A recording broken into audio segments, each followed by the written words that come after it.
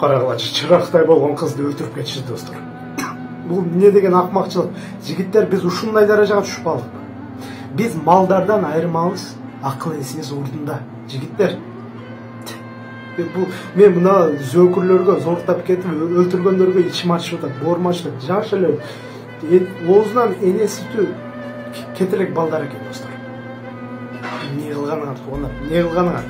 Аз баардыгы айтып атышат, өлүм жазасын киргизели деп. Мен өлүм жазасын киргизгенге каршымын достор. Себеби азыркы заманда подстава жолу менен канчалаган эркектер камалып кетип жатышат. Көпчүлүк кыздар азыр 50% подстава менен иштешет. Акча табам деген максатта достор, күнөөсү жок биздин жигиттерибиз камалып кетип жатат. Өлүм жазасын киргизди. Сенин апаң, ой, сенин атаң, сенин балаң, сенин уулуң, сенин байкең жөн эле күнөөсү жок. Кайдагы бир кыз мени зордуктады деп каматып кетти.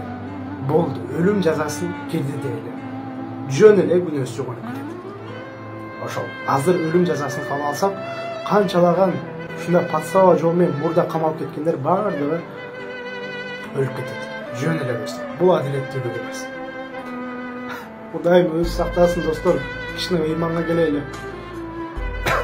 Менин да эжем бар, менин да карындаштарым бар, менин да апам бар.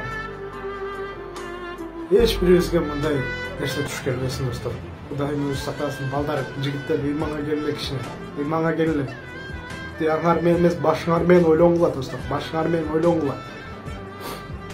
Силерди ата-энеңер жебей, ичпей эмнеге чуңуйт туугандар? Айткылачы. Кече мына мен бир жердешимди чырактай болгон кызды зордуктап өлтүрүп кетишти достор. Аз тиктокко кирсеңер ушул тема ыйлагым келет. Адам баласы кечиримдүү болуш керек.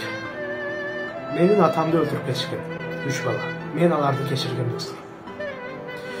Биз миң ыйласак дагы ал кызды кайтарып ала албайбыз достор.